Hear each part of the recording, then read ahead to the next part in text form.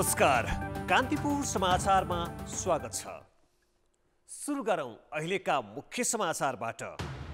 Corona संक्रमणबाट थप 29 को मृत्यु, मृतक संख्या 1500 नाघ्यो। आज 1474 नयाँ बिरामी थपिए। अस्पतालमा आइसियु र भेन्टिलेटर अभाव। नेकपाको विवाद प्रक्रियाबाटै सुल्झाउने दाहाल पक्षको रणनीति। ओली खेमा प्रतिवेदन सचिवालयबाटै टुङ्ग्याउने अडानमा। स्थायी समिति सदस्य शर्मा भन्छन् समस्याका मुख कारक प्रधानमन्त्री। ठेकेदारले महामारीको बहाना बनाएपछि 6000 बढी आयोजना अलपत्र। सरकार भने कारबाहीको साटो म्याद थप्ने तर्खरमा। बेलायतमा अबको 8 दिनभित्र खोप उपलब्ध गराउने सरकारको तयारी। अमेरिकामा अर्को खोप निर्माता मोडर्नाले पनि स्वीकृतिका लागि दियो आवेदन। र पुरुष खेलाडी धमाधम खेलमा फर्किसक्दा महिला खेल तालिका अनिर्णित, इन्फा र क्यान योजनाहीन।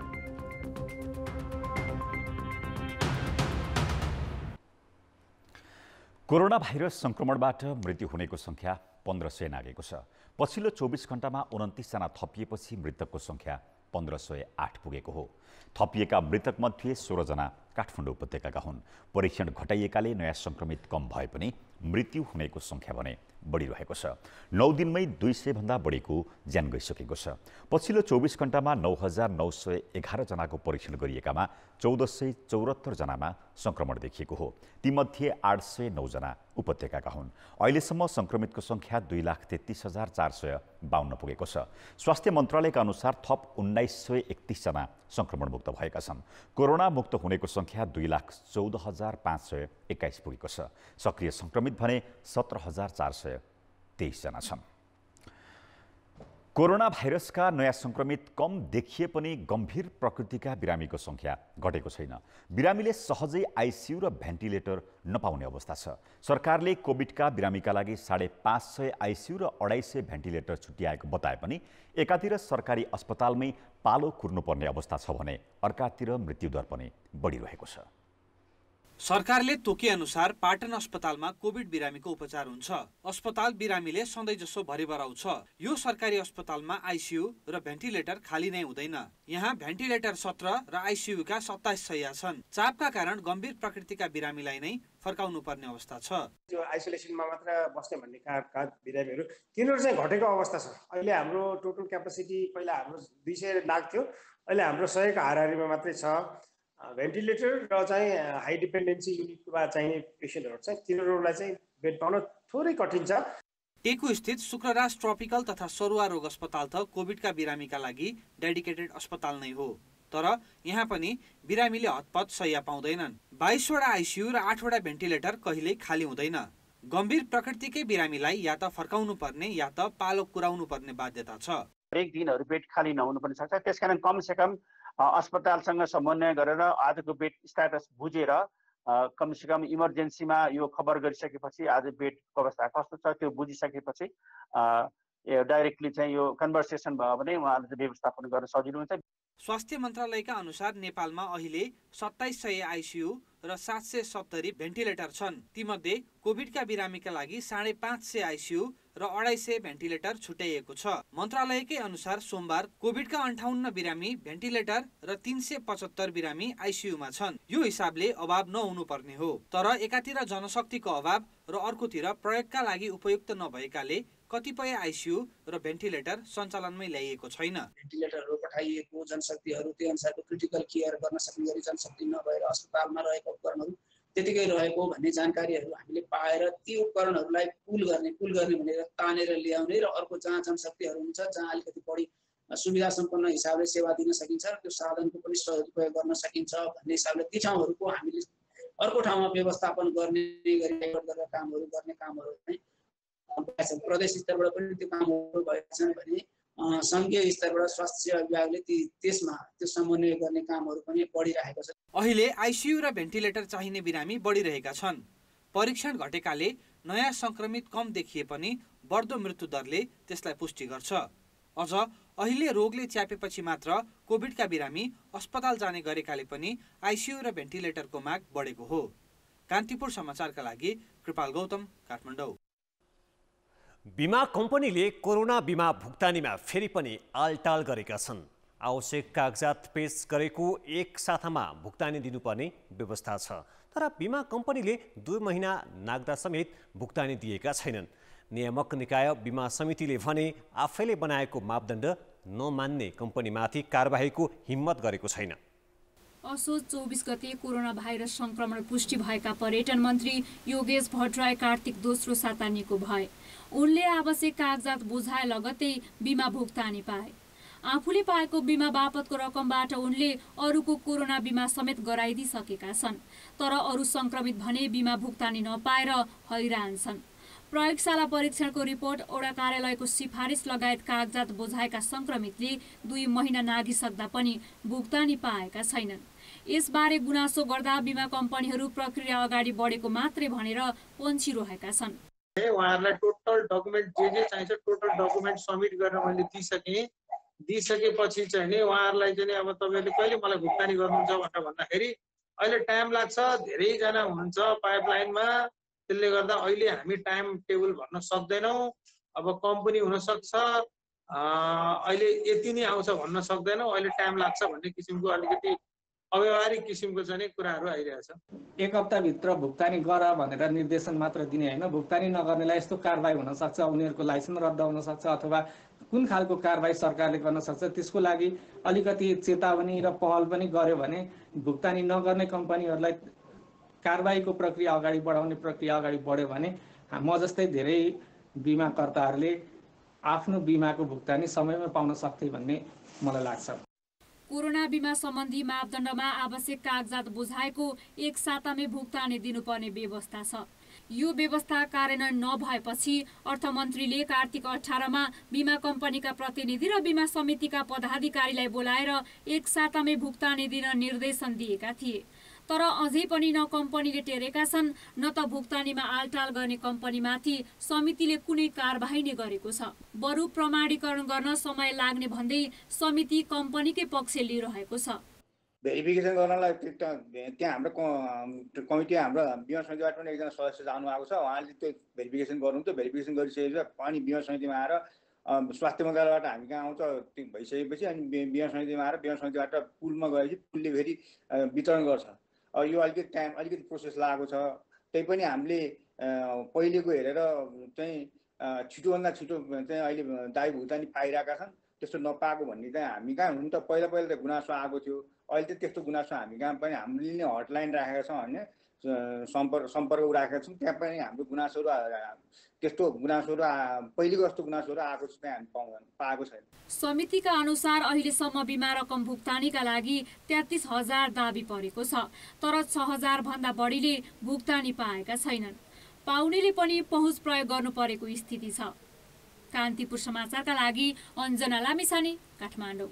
सत्तारूढ दल नेकपाका अध्यक्षद्वय केपी शर्मा ओली र पुष्पकमल दाहाल बीचको शक्ति सङ्घर्ष र त्यसले निम्त्याएको विवादको मुद्दा अब पार्टीको एजेन्डा बनेको छ। अध्यक्षद्वयले एक अर्कामाथि लगाएको आरोपका चाङको प्रतिवेदन सचिवालयमा दर्ता छ। यही पृष्ठभूमिमा मङ्गलबार पार्टी सचिवालय बैठक हुँदैछ। अध्यक्षद्वय ओली र दाहालले सचिवालयमा पेश गरेका दस्तावेज पार्टीको नीति र प्रविधिगत समस्या समाधान भन्दा एकले अर्कामाथि चर्को आलोचनामा केन्द्रित छन्। वैशाख 8 गतेको मन्त्री परिषद बैठकले राजनीतिक दल विभाजन सम्बन्धी अध्यादेश ल्याएपछि सुरु भएको विवाद र शक्ति सङ्घर्ष अहिले पार्टी विभाजनकै नजिक पुगेको छ। विधानमा 2 अध्यक्षको परामर्श र छलफलमा बैठक बोलाउनेदेखि प्रस्ताव पेश गर्ने प्रावधान भए पनि त्यसलाई तोड्दै 2 अध्यक्षले वारपारको लडाईँ लडे जस्तो देखिन्छ। 2 अध्यक्षका 2 वटा प्रतिवेदन एउटै बनाएर लगिन्छ या बेग्ला बेग्लै भन्ने पनि तय छैन। अब ती आरोप प्रत्यारोप कमिटीगत एजेन्डा बनेकाले विवाद समाधानका लागि सबै विषयको टुङ्गो त्यहीबाट खोज्नुपर्ने धारणा दाहाल पक्षको छ। झन् परिस्थितिलाई जटिल बनाउनेतिर होइन कि आवेग होइन विवेकमा फर्केर जनताप्रति गरेका प्रतिबद्धताहरूमा इमान्दारितापूर्वक फर्केर र हिजो जुन उद्देश्य र लक्ष्य सहित पार्टी एकता गरेर जनताका बिचमा हामीले सार्वजनिक घोषणा गरेका थियौँ त्यसप्रति प्रतिबद्ध भएर आत्मा आलोचित हुँदै आफूतिर एकपटक फर्केर दस्तावेजमा उठेका विषयहरूको समीक्षा सहित सुल्झाउने बाटोतिर अब जानुपर्छ। तर ओली पक्ष भने त्यसलाई मान्न तयार छैन। एकता महाधिवेशन छिट्टै हुन लागेको र ठुलो कमिटीमा छलफल गर्दा निकास निकाल्न झनै कठिन हुने भन्दै सकभर सचिवालय वा स्थायी समितिबाट समाधान खोज्नुपर्ने भनेको छ। आफूहरू अल्पमतमा रहेकाले प्रक्रियामा तल जाँदा पार्टी संरचनाले कारबाही गर्न सक्ने डर ओली पक्षलाई छ। दुईटैलाई प्रतिवेदनको रूपमा चाहिँ कसैले पनि स्वीकार्न सक्दैन र यो भनेको चाहिँ सवाल जवाब प्रकृतिको भयो। जे प्रश्न उठेको थियो त्यसमा जवाब दिने काम पनि भयो। अब मेरो निवेदन गराइ के छ भने भोलिको बैठकबाट यी दुवै विषयमाथि तपाईहरु बैठकमा जति छलफल गर्नु त गर्नुस्, तर पार्टीको प्रतिवेदनको रूपमा चाहिँ अब संयुक्त प्रतिवेदन निर्माण गर्नुस्।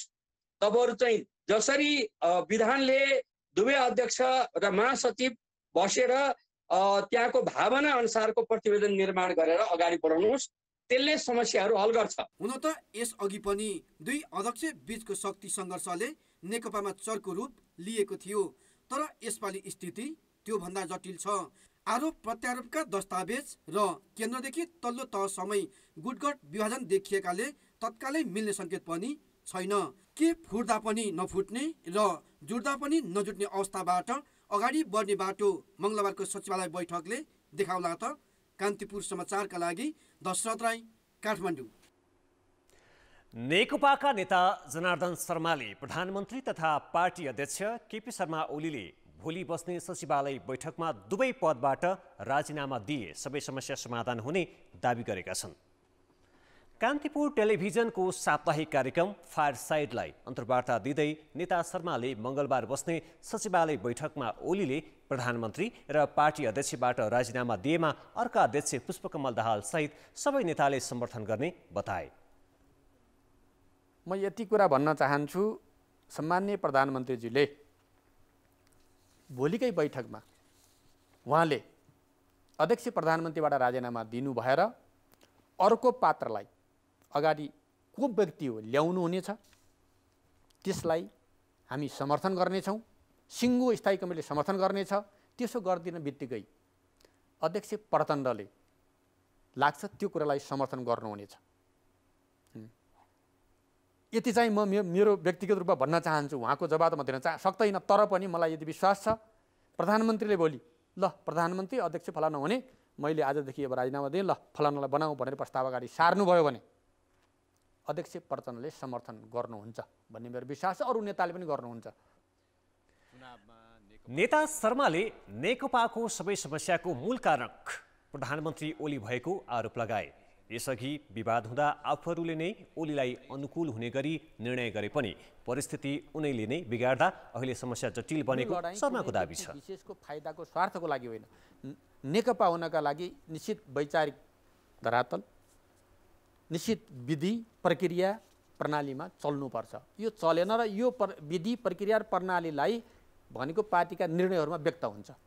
त्यो निर्णयमा व्यक्त भएका कुरा प्रधानमन्त्रीले नमानिसकेपछिको यो समस्या अहिले पैदा भएको हो। सार कुरा यो। अब यो समस्या हामी यसलाई कार्यान्वयन गर्ने र लागू गराउनका लागि अहिले बहस गरिरहेका छौँ। शर्मासँग गरिएको कुराकानी आज राति 9 बजे कार्यक्रम फायरसाइडमा प्रसारण हुनेछ, हेर्ने प्रयास गर्नुहोला।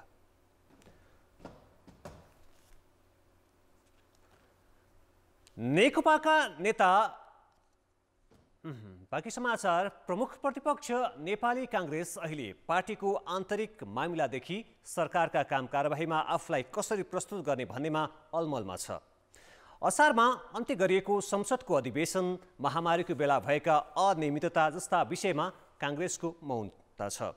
बाहिर संसद अधिवेशनदेखि सडक आन्दोलनसम्मका चर्को कुरा गर्ने काङ्ग्रेसले पार्टीका औपचारिक फोरममा जनसरोकारका मुद्दा किन उठाउन सकेको छैन त?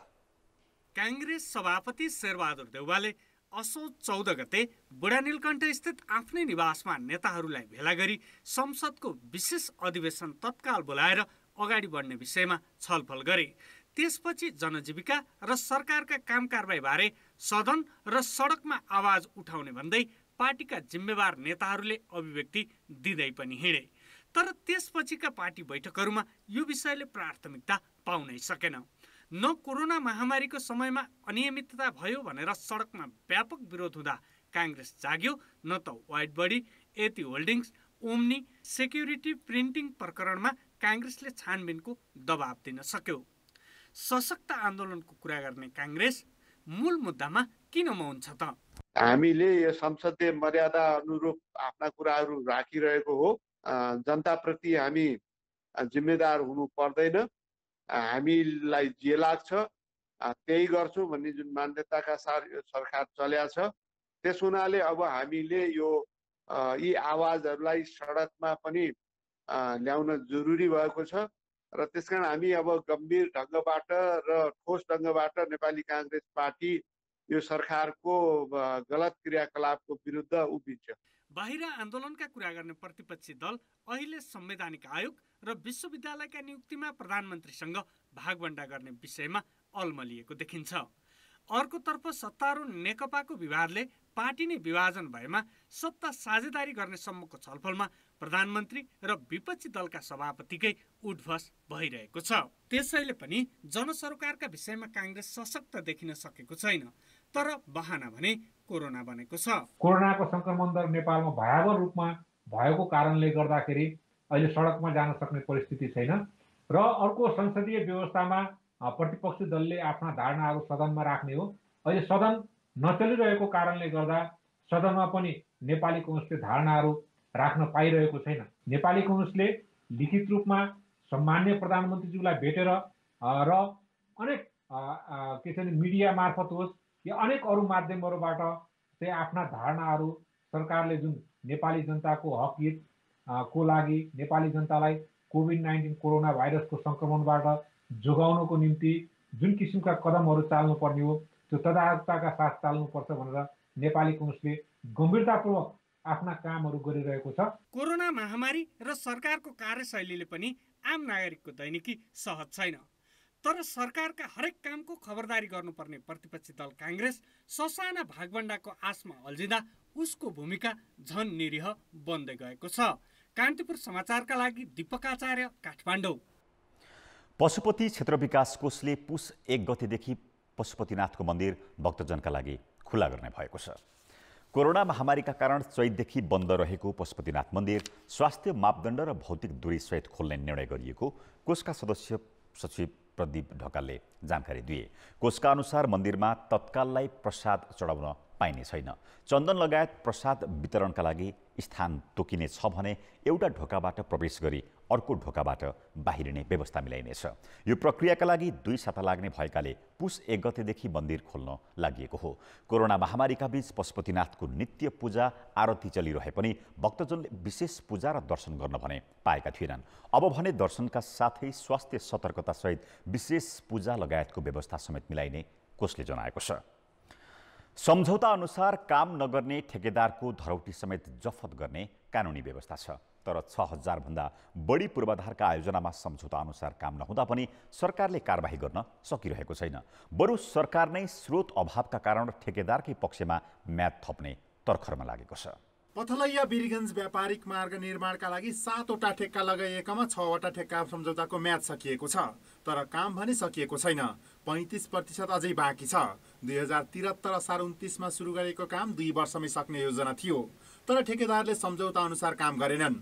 31 किलोमिटर सडक कालोपत्रे र 10 वटा पुल बनाउनु पर्ने यो आयोजनाका लागि 5 अर्ब 64 करोड बजेट मध्ये 3 अर्ब 29 करोड खर्च भइसकेको छ। बाँकी काम सम्पन्न गर्नका लागि आयोजनाले म्याद थपको पत्र सडक विभागमा पठाएको छ। कालीगण्डकी करिडोरमा 2 वटा पुल निर्माणका लागि दिइएको ठेक्काको म्याद सकिए पनि 60% काम बाँकी छ। ठेकेदारले भने म्याद सकिएपछि काम गरेको छैन। 56 करोड लागतको जोरपाटी सुन्दरीजल सडक खण्डमा ठेकेदारसँगको सम्झौता पुसमा सकिँदैछ। तर 60% भन्दा पनि काम भएको छैन। ठेकेदार कम्पनी भने बाँकी काम गर्ने भन्दा म्याद थपका लागि दौडधुप गरिरहेको छ।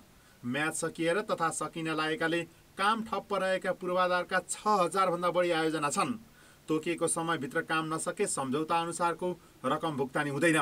यसअघि पनि काममा लापरवाही गर्दै आएका ठेकेदारले अहिले महामारीलाई बहानाबाजी बनाएका छन्।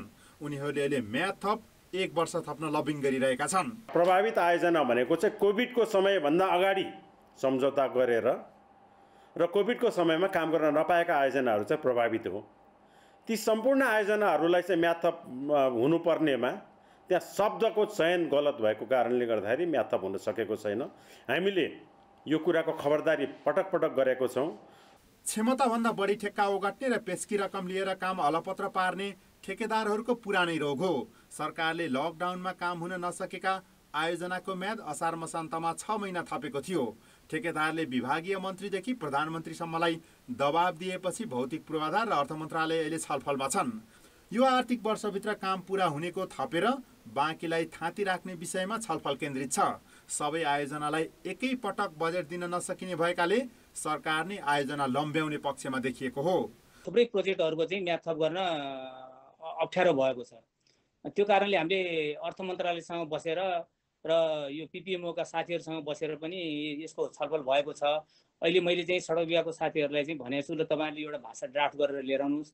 त्यो 6 महिना म्याद थप हुन नसकेको कारणले पनि धेरै भएको छ। अब मलाई लाग्छ निर्माण व्यवसायी साथीहरूको त त्योभन्दा पनि अझ अर्को 6 महिना पनि थप गर्नु पर्यो भन्ने किसिमका कुराहरू हुन्।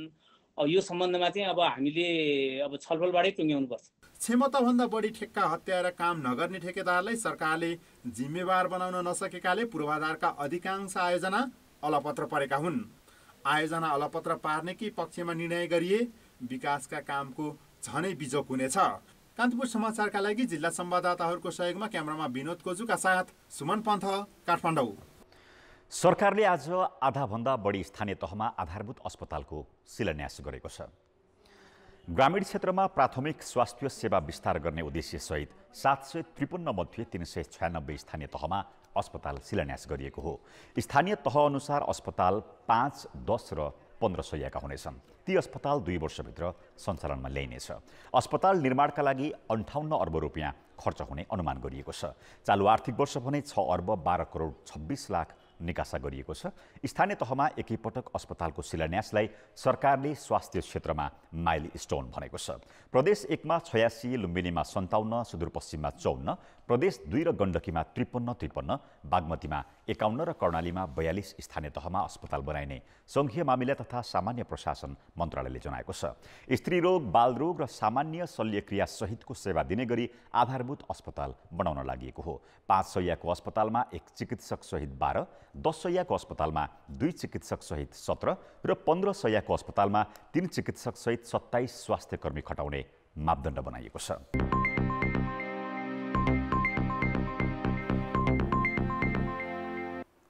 शेयर बजार परिसूचक 2000 अङ्क नजिक पुगेको छ। आज 1.4% बढेपछि नेप्से परिसूचक 1997 अङ्कमा पुगेको हो। यस्तै 8 अर्ब 86 करोड भन्दा बढीको कारोबार भएको छ।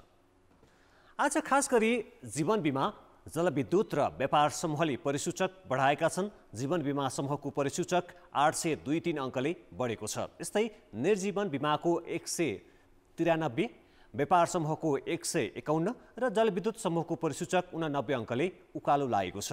उत्पादनमूलक र अन्य समूहको परिसूचक पनि बढेको छ। तर बैंकको सेयर मूल्य भने घटेको छ। वाणिज्य बैंकको परिसूचक 7 र विकास बैंकको परिसूचक 48 अङ्कले घटेको हो। बैंक र विकास बैंकको परिसूचक आइतबार 100 भन्दा बढी अङ्कले बढेको थियो। आज 2 करोड 51 लाख 91 हजार किता सेयर 8 अर्ब 86 करोड 77 लाख रुपियाँमा किनबेच भयो। नेपाल लाइफ इन्सुरेन्सको सबैभन्दा धेरै 38 करोड 48 लाख रुपियाँको कारोबार भएको छ। धान उत्पादनमा वृद्धि भएपछि हौसिएका कैलाली कञ्चनपुरका कृषक बिक्रीमा भइरहेको हैरानीले निराश भएका छन्। मौसमले साथ दिएपछि यी 2 जिल्लामा गत वर्षभन्दा धान उत्पादनमा 5%ले बढोत्तरी आएको थियो। तर सरकारले उत्पादन भएको भन्दा खरिद कोटा निकै कम तोकेपछि किसान समस्यामा परेका छन्। कञ्चनपुरको बेलौरी नगरपालिका वडा नम्बर 6 का हरद्वारी राणा धान बिक्री गर्न भनेर धनगढी आएको 4 दिन भयो। सरकारी कोटाको धान खरिद गरिरहेको खाद्य व्यवस्था तथा व्यापार कम्पनी लिमिटेडको गोदाम बाहिरै उनको बास भएको छ। गल्ला व्यापारीलाई 2100 प्रति क्विन्टलमा बेच्नुभन्दा 2700 मा बेच्ने भन्दै कुरिरहेका राणाको पालो कहिले आउने हो यकिन छैन। हामीलाई धान बेच्न त धेरै समस्या छ सर। बाहिर बेच्दा त्यो 2100-2200 मा हो। यो खाद्यान्नमा रेट महँगो छ तर धेरै अप्ठ्यारो छ। सुत्न पनि ट्राली मुनेर माथि सुत्दै आएका छौँ सर। अहिले राणा जस्तै कैलाली कञ्चनपुरका कृषक धान बिक्रीको पर्खाइमा छन्। सरकारी कोटामा धान बेच्न निकै सकस हुने र गल्ला व्यापारी कहाँ धान बेच्दा व्यापारीको मूल्यमा तिर्नुपर्ने हुँदा कृषक पिरलोमा छन्। अस्ति नम्बरै पाएन, आज हो बल्ल बल्ल नम्बर पाइने भन्छन्, खै पाउँछ कि पाउँदैन त्यो पनि अप्ठ्यारै छ अहिले। अब यसै दिनदिनै तारिक गर्दा हामीलाई त बोर भयो। अब उनीहरूलाई ट्रेक्टरलाई भरि फटाफट गरिरहेका छन्, डल्लोवाललाई अब किसान डल्लोवाललाई भन्छन्, फेरि डल्लोवाललाई पछि गरिदिन्छन्, आज हुँदैन भोलि हुन्छ भन्छन्, भोकै छन् प्यासै छन्। पहिले त आएर तुरन्तै बेचेर जान्थ्यो, अरू साल यी साल धेरै 4-5 दिन लाग्यो। कैलालीमा यो वर्ष 3,36,000 मेट्रिक टन र कञ्चनपुरमा 1,86,215 मेट्रिक टन धान उत्पादन भएको छ। तर सरकारले भने 7,200 मेट्रिक टन धान मात्रै खरिदको कोटा तोकेको छ। सरकारसँग पैसाको व्यवस्थापन हुनु पर्यो हैन, त्यसलाई राख्ने पनि उचित व्यवस्थापन हुनु पर्यो र त्यो मात्रै नभएर यो दरेटमा किनेको खाद्यान्नले चामललाई भोलि कसरी खपत गर्ने त्यो पनि एउटा समस्याको कुरो भइरहेको छ। अब पछि अब कति खरिद्ने नखरिद्ने गर्ने सन्दर्भमा त सरकारले केही निर्देशन देला, त्यही निर्देशन अनुसार हामी अगाडि बढ्ने हो। सरकारले उत्पादनको 1/4 मात्रै धान खरिद गर्ने भएपछि कृषक पिरलोमा छन्। उत्पादन गर्दा मलको र उत्पादनपछि बिक्रीमा हुने सकसले किसान हैरान छन्। खाद्यान्नमा देशलाई आत्मनिर्भर बनाउँछौँ भन्दै आकर्षक नारा दिइन्छ, तर किसानका यस्ता समस्या भने कहिल्यै हटेका छैनन्। कान्तिपुर समाचारका लागि महेन्द्र बम, धनगढी, कैलाली। संयुक्त अरब इमिरेट्स स्थित नेपाली राजदूतावासले आजबाट रोजगारदाताले पेश गर्ने श्रमिकको मागपत्र प्रमाणीकरण सुरु गरेको छ। कान्तिपुर समाचारसँग कुरा गर्दै श्रम सहचारी निर्मला थापाले व्यवसायीले पेश गरेका श्रमिक भर्नाका मागपत्र प्रमाणीकरण सुरु गरेको जानकारी दिइन्। युएई सरकारले सरकारी र अर्धसरकारी निकायमा विदेशी श्रमिक भर्ना प्रक्रिया खुला गरेको छ। शून्य लागतका र आर्थिक रूपले सक्षम कम्पनीहरूले पेश गरेका मागपत्रको प्रमाणीकरण सुरु गरेको हो। यस्तै कतारले पनि अघिल्लो हप्ताबाट प्रमाणीकरण सुरु गरिसकेको छ। साउदी स्थित नेपाली राजदूतावासले समेत 1-2 दिनमै त्यहाँको अनुमतिमा मागपत्रको प्रमाणीकरण सुरु गर्ने तयारी गरेको जनाएको छ। वैदेशिक रोजगार व्यवसायी सङ्घले खाडीका देशबाट करिब 1 लाख श्रमिकको माग आए पनि प्रमाणीकरणमा ढिलाइ भइरहेको दावी गरेका छन्। काठमाडौँ चोभारको आदिनाथ लोकेश्वर मन्दिरमा कोजाग्रत पूर्णिमादेखि कार्तिक शुक्ल पूर्णिमासम्म मेला लाग्ने गर्छ। एक महिनासम्म मेला लाग्ने मन्दिरसँग निकै रोचक किम्वदन्ती जोडिएका छन्। बिहानको समय छ, कोही धमाधम उकालो चढ्दैछन्, कोही ओह्रालो झरिरहेका छन्। चोभारमा सडकबाट झन्डै 10 मिनट उकालो लागेपछि डाँडामा रहेको लोकेश्वर मन्दिर पुगिन्छ, जहाँ वयस्का मात्र होइन भर्खरका युवा युवतीदेखि बुढाबुढीसम्मका पनि छन्। यहाँ वर्षमा एकपल्ट जात्रा लाग्छ। आउनु त वर्षैपछि आउँछ, पहिले त जिन्नु आउँछ, यो अब 10 वर्ष जति भयो यहाँ जिन्नु आउनु नसकेर यो पूर्णिमा आउँछ क्या। यहाँ चाहिँ हाम्रो रोग यो उकालो चढ्ने ठाउँ रोग, हाम्रो सबै शरीरको रोग यो पहिला यो भन्ने थाहा छैन, यहाँ आउने यो यही हो। जात्राको रमाइलो त आफ्नै ठाउँमा छ। मन्दिरका भित्तामा चारैतिर टाँसिएका भाँडाकुँडाको दृश्य पनि अनौठो लाग्छ। यसको रोचक कथा पनि छ। श्रीमानको मृत्यु पश्चात श्रीमती माइत गएर बसेमा घरका अन्य सदस्यले बुहारीले दाइजोमा ल्याएका भाँडाकुँडा प्रयोग गर्नु हुँदैन भनी मन्दिरमा चढाउने गरेको किम्वदन्ती छ। त्यो किम्वदन्ती अनुसार अहिले घरका सदस्यको मृत्यु भए उसको नाममा र भाकल पुरा भएपछि भाँडाकुँडा चढाउने गरिएको छ। यो मन्दिरसँग जोडिएको अर्को किम्वदन्ती झनै अनौठो छ। श्रीमान श्रीमती विभिन्न कारणले अलग छन् भने त्यो सम्बन्ध पुनः जोड्ने वा विच्छेद गर्ने भन्ने निर्णय मन्दिरमा बसिने निर्जला व्रतबाट हुन्थ्यो भन्ने भनाइ छ। यो मन्दिरमा आएर निर्जल व्रत बसे अविवाहितको विवाह हुने विश्वास अझै पनि छ। मम्मी निर्जला बस्न आउनु भएको थियो, अनि त्यो बेलादेखि हामीलाई विश्वास भएको हो। अनि मम्मी बसेको 10 वर्षपछि अनि म बसेको। मेरो पनि यही निर्जला 6 वर्ष अगाडि यही निर्जला व्रत बसेर बिहे गरेको हो, यही बसेर।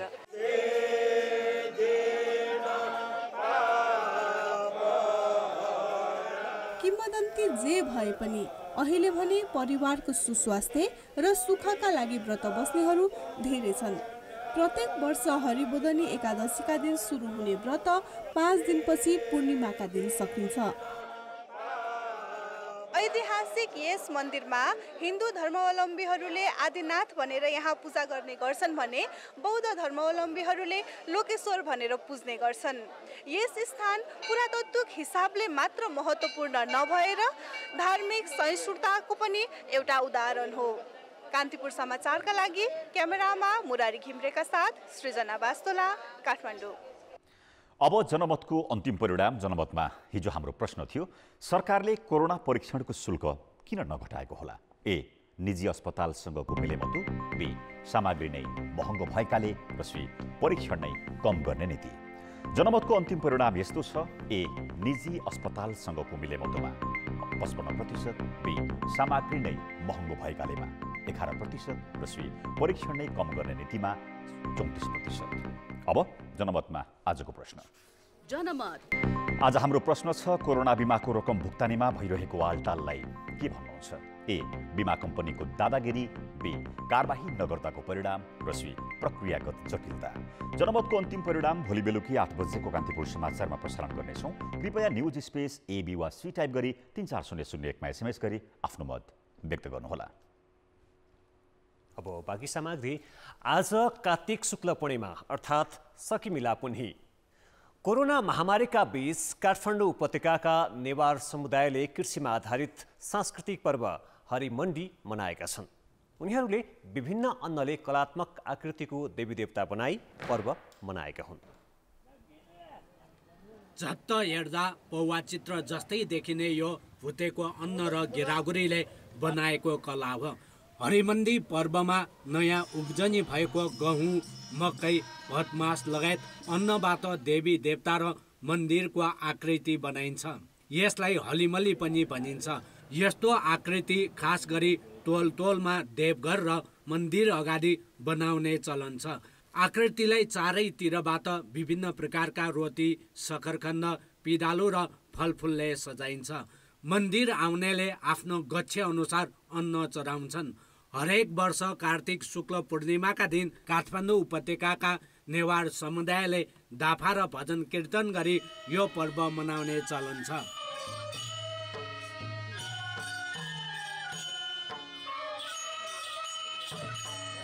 जहाँ जस्तो मन्दिर छ, दत्तात्रेयमा दत्तात्रेय मन्दिरकै, कृष्ण मन्दिरमा कृष्णकै, नासदेवको नासकै, गणेश मन्दिरको गणेशकै मूर्ति आकार बनाएर यो यसरी नै लेख्ने एउटा परम्परा चलाइआएको। भजन कीर्तन पछि प्रदर्शनीमा राखिएका गेरागुडी फलफुल प्रसादका रूपमा वितरण गरिन्छ।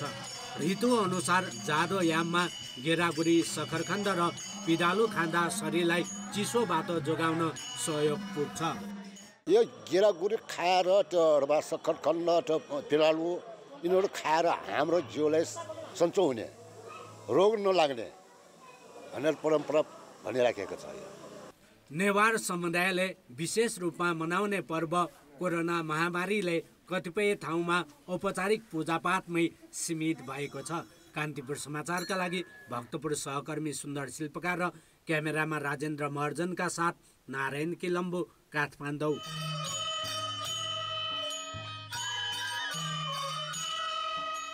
अब जनताका आवाज। कोरोना भाइरसको संक्रमण बढिरहेकै बेला विद्यालयहरूले भौतिक उपस्थितिमै पठन पाठन सुरु गरिरहेका छन्। यसै सन्दर्भमा हामीले रुकुममा सोधेका छौँ, कोरोना भाइरसको महामारीमा विद्यालय खुलाउँदा संक्रमणले झन समस्या पार्दैन? जनताको आवाज। विद्यालय भवनहरू कक्षा कोठाको अपर्याप्तका कारणले गर्दा सामाजिक दूरी चाहिँ कायम गर्न सकिरहेको छैन।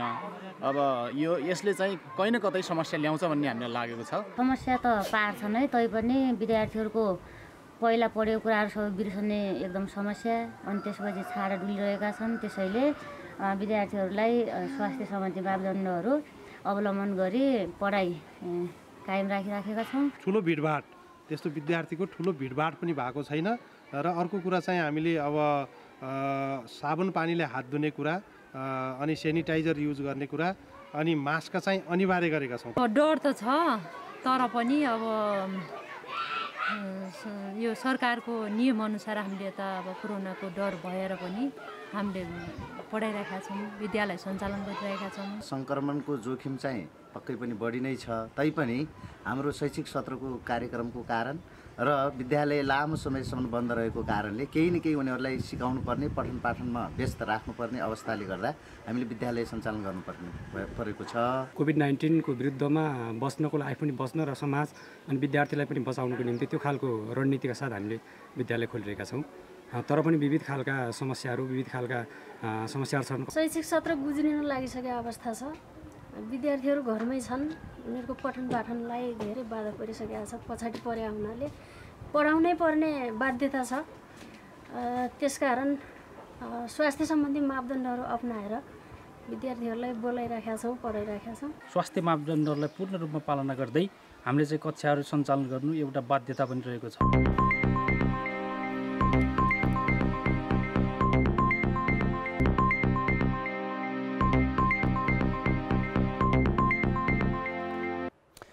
नमस्कार, कान्तिपुर खेलकुद समाचारमा स्वागत छ। घरेलु मैदानमा भएको 13औं दक्षिण एसियाली खेलकुद प्रतियोगिता यता क्रिकेट र फुटबलका महिला खेलाडी मैदानमा उत्रिन पाएका छैनन्। उनीहरू मैदानमा कहिले फर्किन्छन् भन्ने टुङ्गो छैन।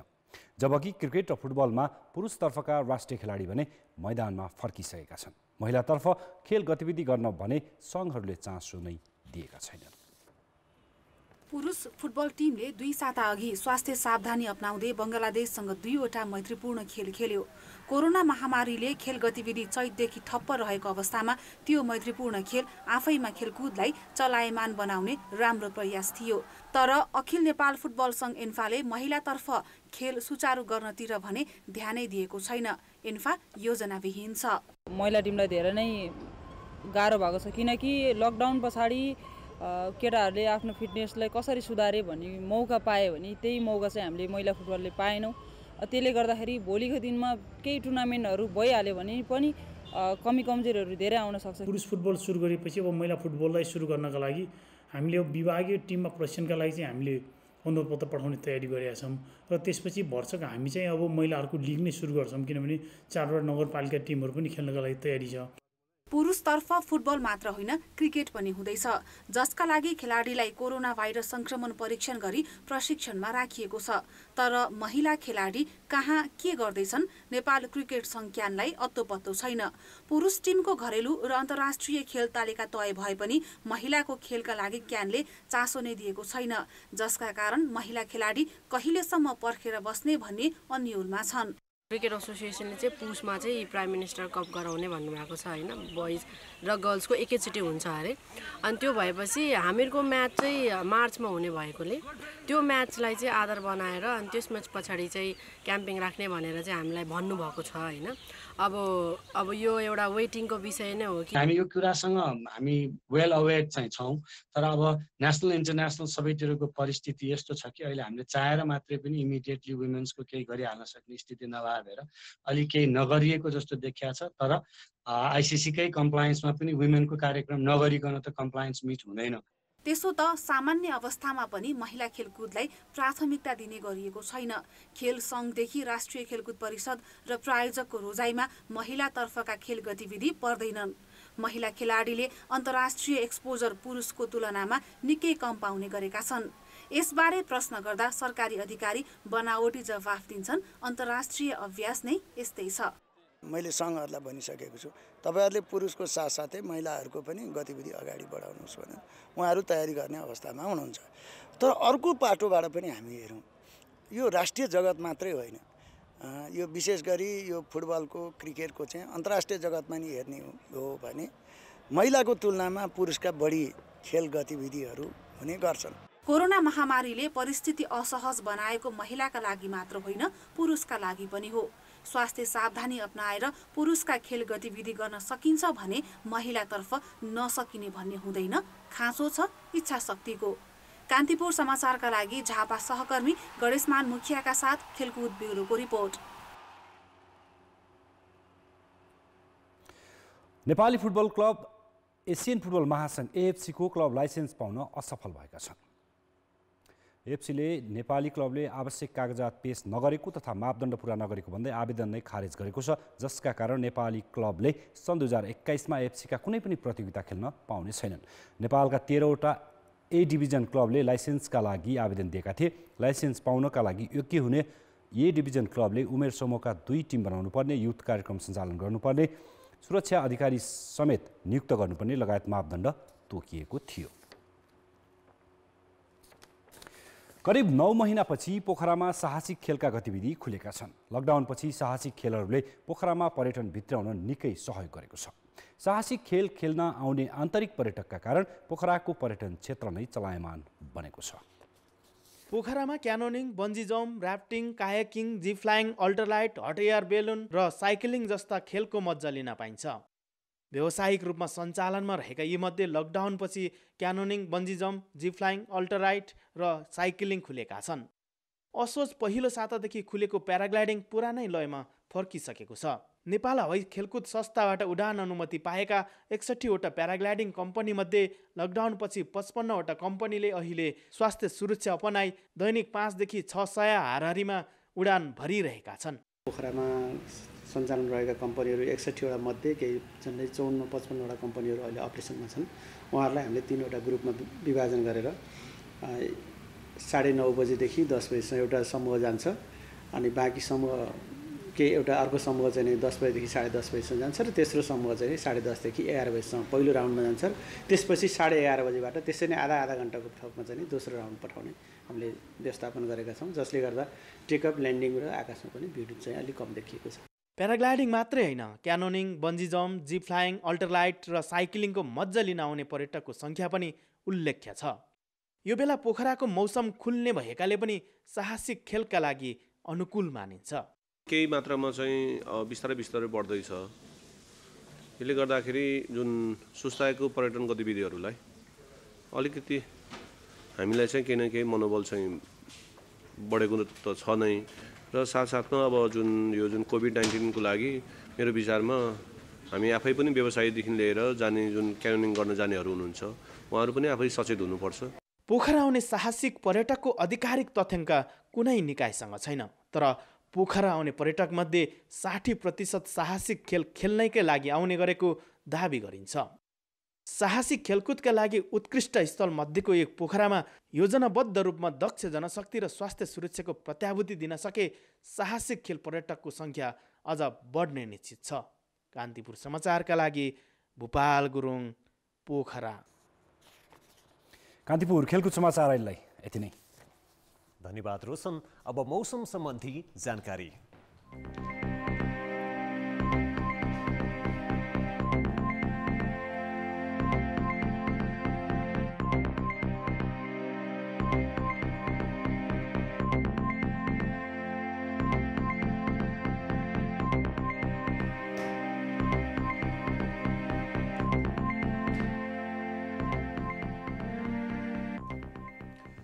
अन्त्यमा मुख्य समाचार फेरि एकपटक। कोरोना संक्रमणबाट थप 29 को मृत्यु, मृतक संख्या 1500 नाघ्यो। आज 1474 नयाँ बिरामी थपिए, अस्पतालमा आइसियु र भेन्टिलेटर अभाव। नेकपाको विवाद प्रक्रियाबाटै सुल्झाउने दाहाल पक्षको रणनीति, ओलीखेमा प्रतिवेदन सचिवालयबाटै टुङ्ग्याउने अडानमा स्थायी समिति सदस्य शर्मा भन्छन् समस्याका मूल कारक प्रधानमन्त्री।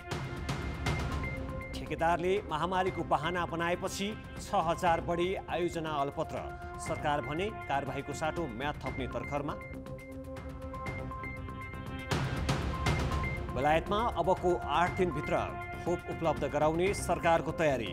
अमेरिकामा अर्को खोप निर्माता मोडर्नाले पनि स्वीकृतिका लागि दियो आवेदन। र पुरुष खेलाडी धमाधम, खेलमा फर्किसक्दा महिला खेल तालिका अनिर्णित, एन्फा र क्यान योजनाहीन।